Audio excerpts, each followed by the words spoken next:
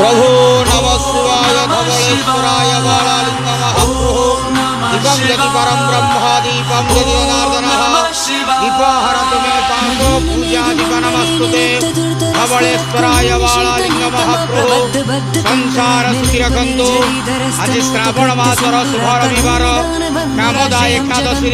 समस्त श्रद्धालु भक्तमानक आशीर्वाद करंतु समस्त श्रद्धालु भक्तमानकर मनस्कामना पूर्ण करंतु समस्त श्रावणी पूजा भक्तमानकर मनस्कामना पूर्ण करंतु कर्म क्षेत्र उन्नति करंतु ग्रहष्ट खंडन करंतु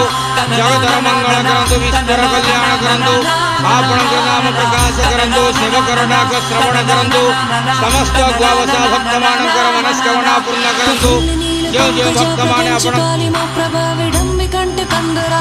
प्रबंध कंदरम स्मरच्छिदं पुरच्छिदं भवच्छिदं मखच्छिदं गजच्छिदं